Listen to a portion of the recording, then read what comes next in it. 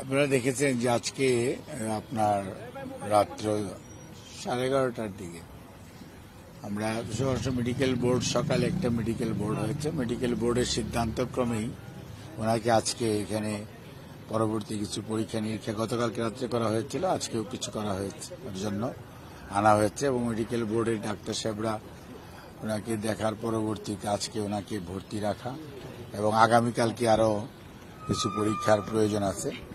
পরীক্ষা করার পর তার পরবর্তীতে ওনাকে হয়তো আবার কবে ছুটি না কবে নাগাদ ছুটি হবে সে ব্যাপারে মেডিকেল বোর্ড সিদ্ধান্ত দিবে।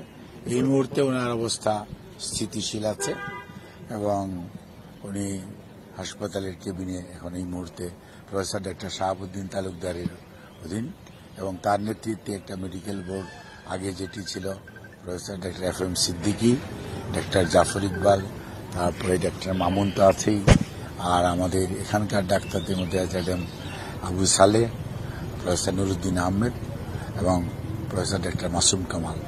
ওনাদের তত্ত্বাবধানে উনি চিকিৎসাধীন আছেন।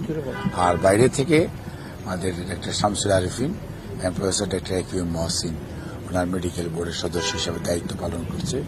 আর চেস্টের জন্য প্রফেসর ডক্টর জিয়াউল হক তার চিকিৎসা করেন। আগে যে অবস্থা ছিল এখন কি অবনতি হচ্ছে কিনা? বা অবনতি ঠিক আপনি ওইভাবে কোনো বলা যাবে না।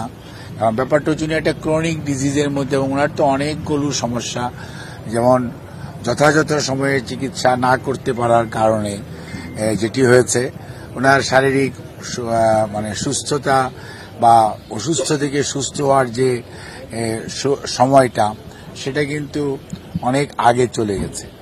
যার জন্য উনি অনেক সময় যখন উনি জেলখানায় ছিলেন এবং চিকিৎসাটা রেস্ট্রিক্টেড ছিল, দেশে বা বাইরে চিকিৎসা করার ব্যাপারে অনেক প্রতিবন্ধকতা সৃষ্টি করা হয়েছিল, তখন আমরা যথাযথ চিকিৎসা যেটি ওনার পাওয়া উচিত সেটি অনেক ক্ষেত্রে আমরা করতে না পারার কারণে ওনার শারীরিক অবস্থাটা অন্যান্য এই সমস্ত রোগের যে ন্যাচারাল কোর্স অফ ট্রিটমেন্ট যা হওয়া উচিত সেরকম না হওয়ার কারণেই ওনার মাঝে মাঝেই ওনাকে আপনারা দেখছেন যে আমরা লন্ডনেও চিকিৎসার জন্য যখন উনি গিয়েছিলেন ওখান থেকে মোটামুটি উনি বেশ সুস্থ হয়ে উনি দেশে ফেরত আসার পরবর্তীতে উনি আবারও সুস্থ বোধ করেন।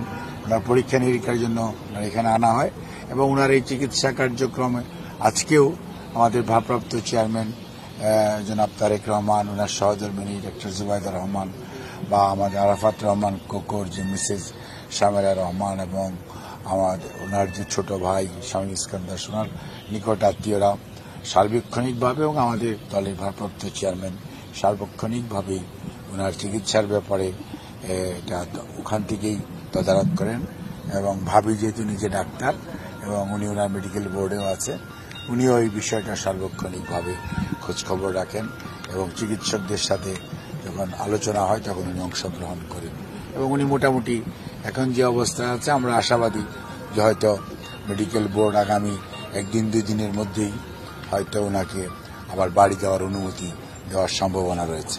এখন কি সমস্যা আছে আসলে, কোন সমস্যাটা বেশি আছে শরীরের কোন জায়গাটা? আসলে শরীরে অ্যাকচুয়ালি তো ধরেন আপনার ওনার ক্রনিক কিডনি ডিজিজের একটি পেশেন্ট, উনি হার্টে ওনার ব্লক আছে, হার্ট ফেলিউর ওনার একটা বড় প্রবলেম, ওনার লিভারের মধ্যে সমস্যা আছে।